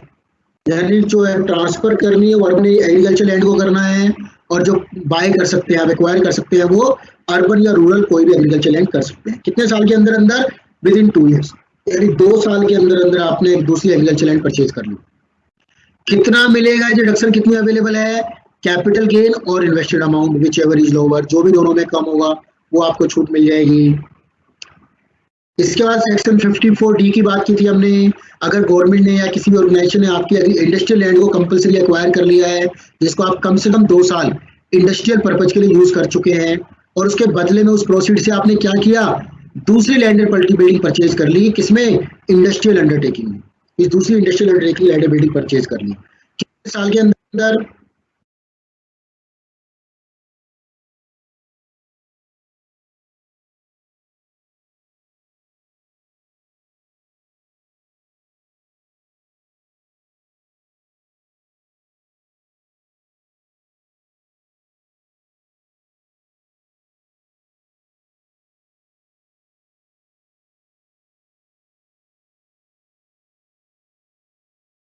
पे क्वेश्चन आंसर ऊपर देखो ना, राइट हैंड साइड पे क्वेश्चन आंसर। NHAI के या RECL के बॉन्ड आपने परचेज कर लिए, जिनकी जो मैच्योरिटी पीरियड है एटलीस्ट, ठीक है, एक मिनट में टॉपिक 1 मिनट में खत्म कर रहा हूं मैं, फिर लेता हूं 1 मिनट में। ठीक है जी, ठीक है जी। चलिए, तो स्टूडेंट हम बात करें सेक्शन 54D की, आई होप समझ में आ गया आपको। अब हम बात करते हैं सेक्शन 54EC, बहुत ही इंपोर्टेंट सेक्शन है। आपके पास कोई लैंड एंड बिल्डिंग आपने है, उसको आपने ट्रांसफर किया और बदले में क्या कर लिया आपने, NHAI के या RECL के बॉन्ड आपने परचेज कर लिए, जिनकी जो मैच्योरिटी पीरियड है एटलीस्ट 5 ईयर है। ठीक है, कितने टाइम के अंदर अंदर आपको इन्वेस्टमेंट करना जरूरी है, 6 महीने के अंदर अंदर। लैंड एंड बिल्डिंग को ट्रांसफर करने के 6 महीने के अंदर अपने NHAI या national highway authority of India limited या रूरल इलेक्ट्रिफिकेशन कॉर्पोरेशन लिमिटेड के आपने बॉन्ड परचेज कर लिए, जिनका रिडम्पशन पीरियड एटलीस्ट 5 ईयर है, 5 साल या उसके बाद में है। 6 महीने के अंदर अगर आपने इन्वेस्टमेंट कर दिया तो आपको रिडक्शन मिल जाएगी। कितनी मिलेगी, which ever is lower, the capital gain और इन्वेस्टमेंट अमाउंट और 50 लाख रुपीज, जो भी तीनों में कम होगा वो आपको रिडक्शन मिल जाएगी। सेक्शन 54F हमने डिस्कस किया था, आपके पास कोई भी कैपिटल एसेट है other than residential house property, ठीक है, लेकिन इसके लिए एक कंडीशन ये है, आपके पास 2 से ज्यादा घर नहीं होने चाहिए। कोई भी कैपिटल एसेट को आपने ट्रांसफर किया, बदले में क्या ले लिया, रेजिडेंशियल हाउस प्रॉपर्टी, कब, 1 साल पहले ले लिया, ट्रांसफर करने के 1 साल पहले, या ट्रांसफर करने के 2 साल के अंदर अंदर, या आपने कंस्ट्रक्ट कर लिया अगले 3 साल के अंदर अंदर, तो आपको छूट मिल जाएगी। छूट कितनी मिलेगी, वो होगी प्रोपोर्शनेट, जो कि capital cost of house into capital gain divided by net profit, ऐसे आप निकाल सकते हैं। 54G की हमने बात की थी कि आपके पास plant and machinery land and building है अर्बन एरिया में, उसमें आपने रूरल एरिया में इन्वेस्टमेंट कर दिया उस प्रोसीड से 1 साल के अंदर, 1 साल पहले या अगले 3 साल में, तो जो भी कम होगा कैपिटल गेन और इन्वेस्टमेंट अमाउंट वो मिल जाएगा। सेम 54GA है, अगर आपने इन्वेस्टमेंट अमाउंट SCZ एरिया में लगाया है तो आपको छूट मिलेगी। सेक्शन 54GB की हमने बात की, अगर आपके पास long term residential house property है और आपने क्या कर दिया, उस प्रोसीड को अपने रिटर्न फाइल करने से पहले पहले किसी कंपनी के इक्विटी शेयर में बाय कर दिया, मतलब शेयर परचेज कर लिए, 50% या उससे ज्यादा वोटिंग राइट आपने परचेज कर ली, तो आपको छूट मिल जाएगी। स्टूडेंट, आप इस पैसे को, जरूरी नहीं है आपने इन्वेस्टमेंट कर दिया, आप इसको, एक अकाउंट होता है capital gain deposit account scheme, उसमें भी आप पैसा लगा सकते हैं। उसमें भी अगर आपने इन्वेस्टमेंट कर दिया, आपने क्या, आप कहते हैं कि मुझे तो अभी इन्वेस्टमेंट नहीं करना, जैसे मैंने बताया भाई 3 साल के अंदर इन्वेस्टमेंट कर सकते हैं आप, तो करंट ईयर में क्या होगा, तो आप अगर करंट ईयर में डिडक्शन लेना चाहते हैं तो उस पैसे को आप इस स्कीम में डिपॉजिट कर दीजिए, capital gain deposit account scheme. इस अकाउंट में अगर आप डिपॉजिट कर देते हैं पैसे को तो ये माना जाएगा कि आपने अपना पैसा होल्ड पे रख दिया है और फ्यूचर में आप इस स्कीम का फायदा लेना चाहते हैं, ठीक है। लेकिन उस पीरियड के पूरा होने के बावजूद भी अगर आपने बेनिफिट नहीं लिया तो जैसे ही वो पीरियड पूरा होगा वो पैसा आपका टैक्सेबल हो जाएगा। तो आई होप स्टूडेंट आपको समझ में आ गया है। That is all for today. किसी स्टूडेंट की अगर किसी स्टूडेंट को नोट्स चाहिए तो ये गूगल ड्राइव में आप उसको गो थ्रू कर सकते हैं, इसमें मैं नोट्स अपलोड कर दूंगा। और आप मुझे व्हाट्सएप मैसेज भी कर सकते हैं इस नंबर पर, कोई भी स्टूडेंट कॉल नहीं करेगा मुझे, ठीक है। और जब मुझे टाइम मिलेगा आप प्रीफरेबली मुझे ईमेल कीजिए, तो मैं आपको सारे नोट्स प्रोवाइड कर दूंगा। अपनी क्वेरी भी रेज कर सकते हैं, किसी स्टूडेंट को कोई प्रॉब्लम है specific, that can also be raised.